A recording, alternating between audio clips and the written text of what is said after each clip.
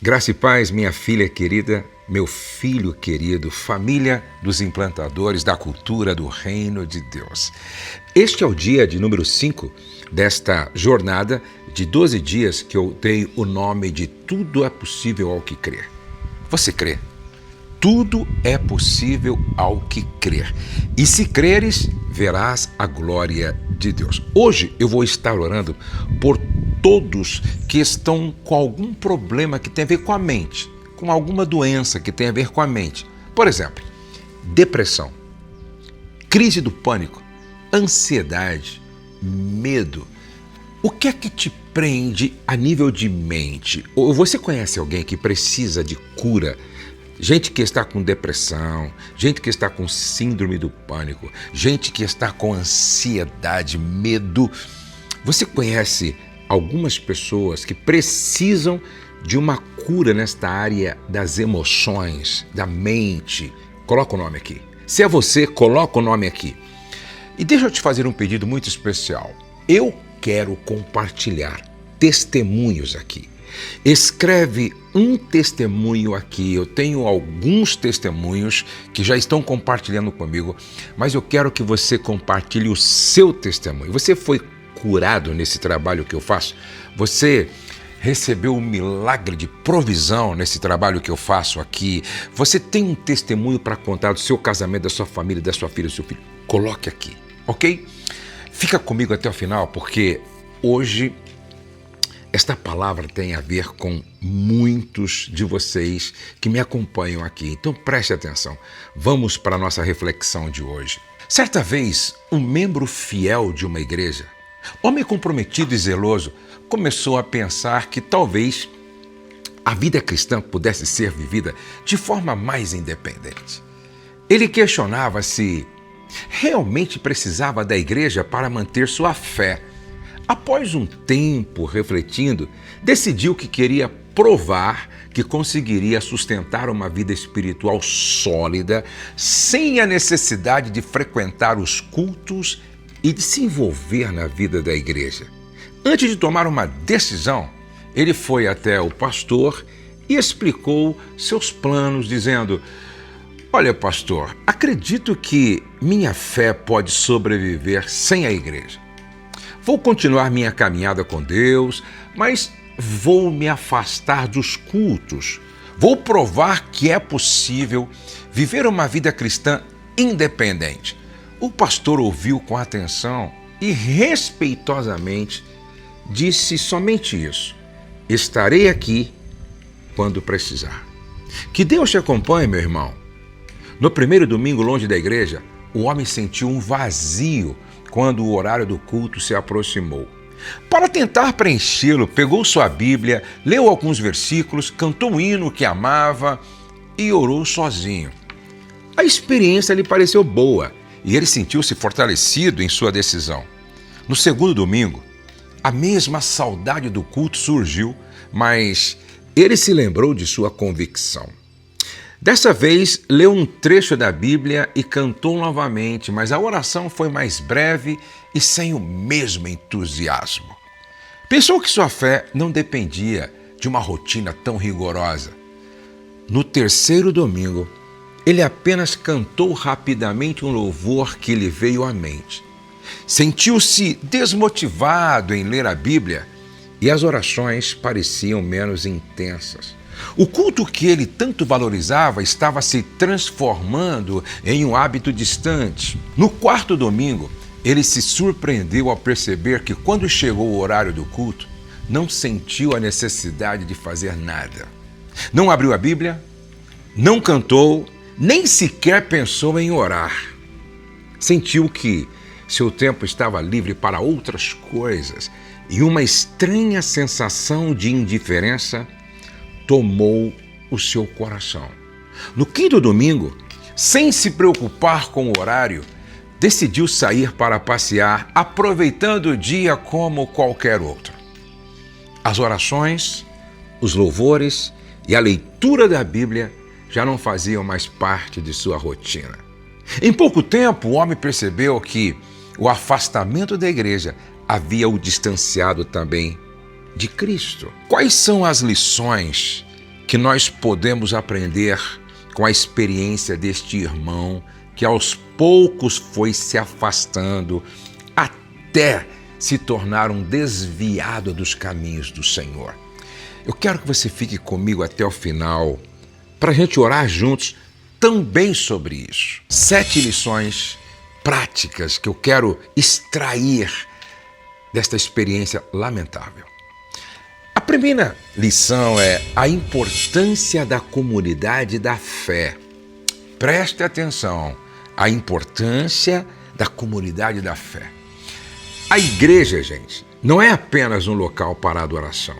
É a comunidade onde a fé é nutrida através de relacionamentos interpessoais que refletem o amor de Deus. Veja, em Hebreus capítulo 10, versos 24 e 25, somos exortados a não abandonar a nossa assembleia, pois a comunhão é vital para o encorajamento mútuo e para fomentar boas obras.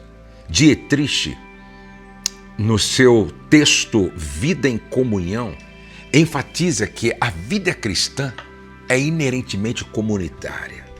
Ele observa que a presença de outros crentes atua como um canal da graça de Deus, porque é através das interações e do apoio mútuo que os cristãos podem experimentar o amor e a misericórdia de Deus de maneira tangível.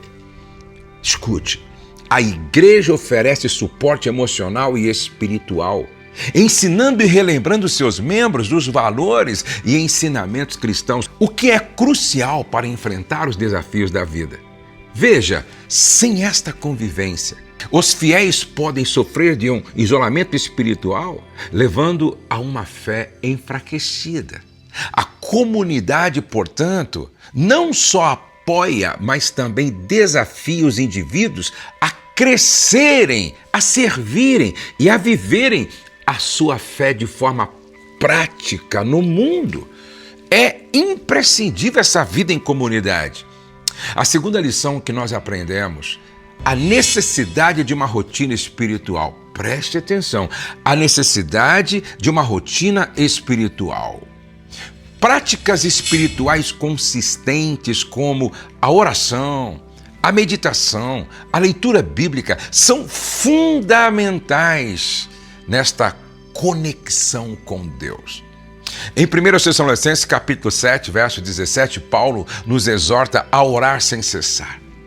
Ele destaca a necessidade de uma vida de oração contínua. A ideia é de respiração, ou seja, assim como você não para de respirar, você não pode parar de orar. O escritor Richard, no seu livro A Celebração da Disciplina, descreve a disciplina espiritual como o meio de graça através do qual Deus nos transforma. Ele argumenta que a prática regular destas disciplinas nos ajudam a aprofundar a nossa experiência espiritual e a crescer na fé. Gente, sem essas práticas, nossa espiritualidade pode se tornar superficial e podemos perder o vigor e a profundidade que vem de um relacionamento íntimo com Deus. Veja só, uma rotina espiritual estruturada proporciona a mim, a você, a nós, estabilidade e direção, permitindo que nós enfrentamos as pressões e distrações da vida moderna com um coração completamente centrado em Deus. Assim, a disciplina espiritual se torna não apenas um hábito, mas um modo de vida que nos mantém conectados a Deus. A terceira lição, que a história desse irmão que foi se afastando nos ensina, o perigo da autossuficiência espiritual. Preste atenção, o perigo da autossuficiência espiritual.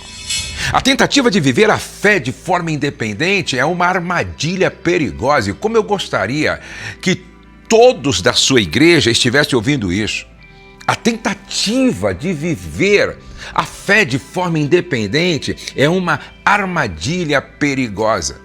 Jesus em João capítulo 15, verso 5, ensina que sem Ele nada podemos fazer, nos lembrando sempre da nossa dependência absoluta de Deus para sustentar nossa vida espiritual. C.S. Lewis, no seu livro Cristianismo Puro e Simples, argumenta que a autossuficiência é ilusória, pois ignora a nossa necessidade intrínseca de Deus e da comunidade da fé. Você não pode negar estas verdades. Você precisa entender que a vida em comunidade não é opcional, ela é vital, imprescindível, necessária, e nós precisamos levar muito a sério isso. A quarta lição que nós aprendemos: a humildade para buscar ajuda. A humildade para buscar ajuda. Quando nós admitimos a necessidade de buscar ajuda e apoio, estamos revelando duas coisas no coração: humildade e sabedoria. Em Provérbios capítulo 11, verso 14, lemos que na multidão de conselheiros há sabedoria. Isto mostra como o conselho e o apoio dos outros são cruciais para o crescimento espiritual. O grande teólogo John Stott, no seu livro Cristianismo Básico, destaca a importância de se submeter à liderança espiritual e ao aconselhamento para amadurecer na fé.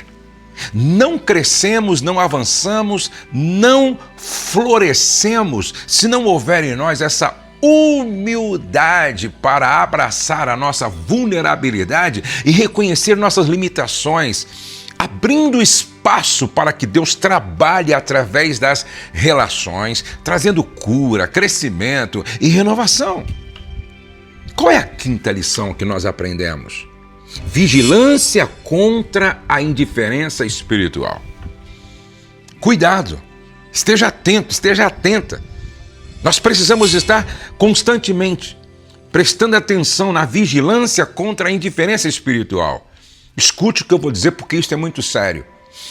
A indiferença espiritual pode infiltrar-se devagar, sorrateiramente, apagando gradualmente a chama da fé no nosso coração. Em Apocalipse, capítulo 3, do verso 15 a 16, Jesus adverte a igreja de Laodiceia contra a mornidão, um estado de complacência que pode nos afastar de Deus.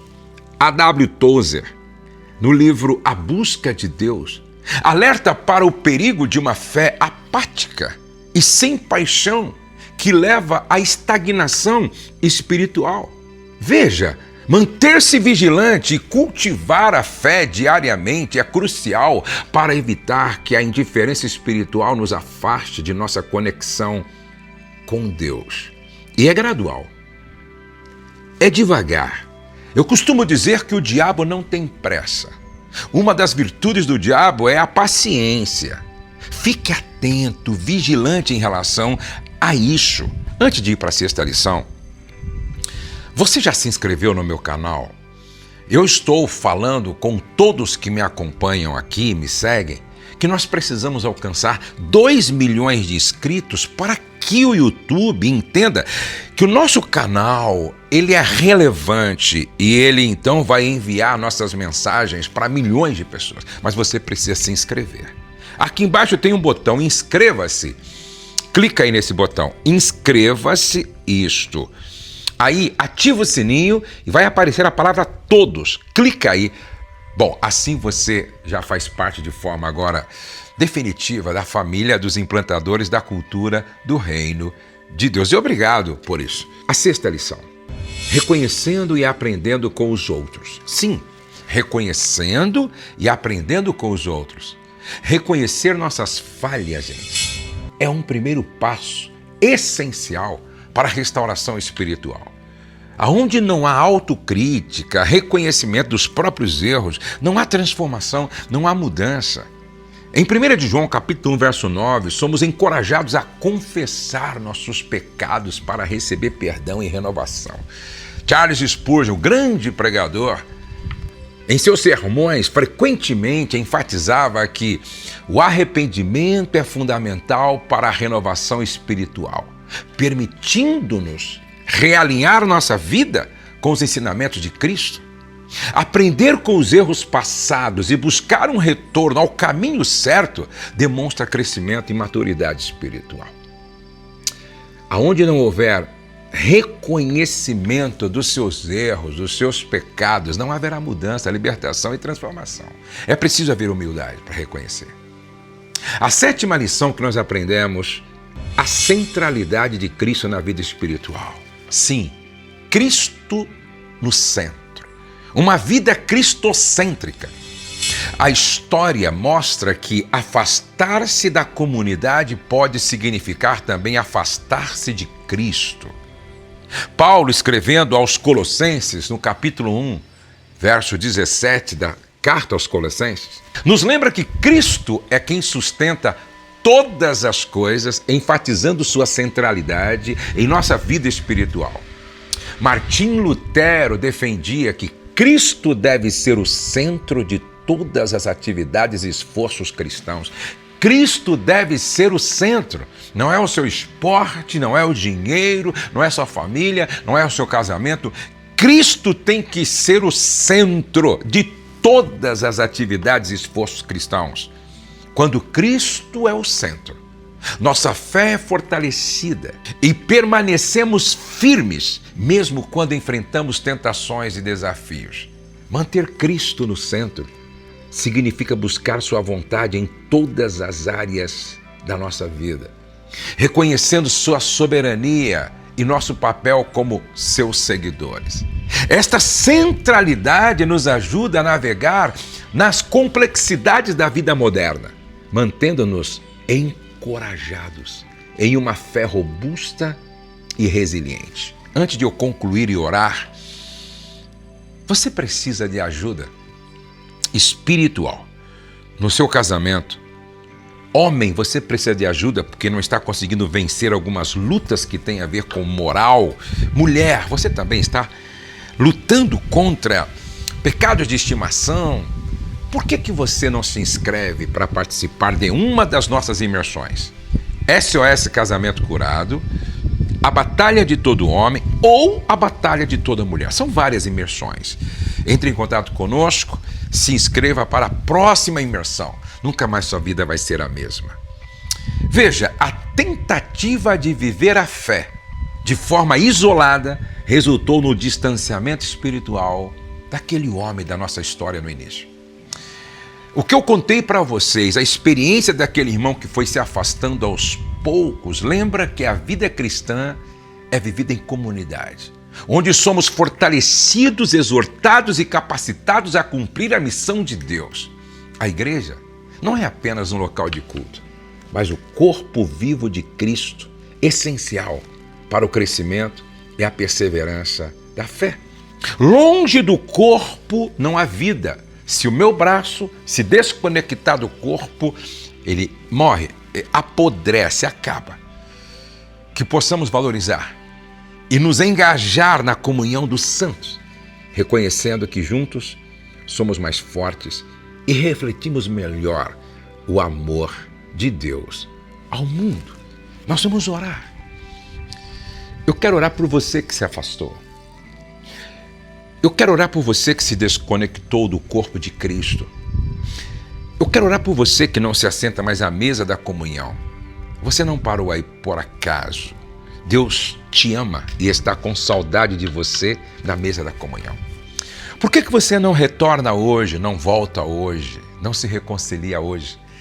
Se você quer voltar hoje, eu vou orar por você. Escreve aqui, estou voltando. Escreve aqui, estou voltando.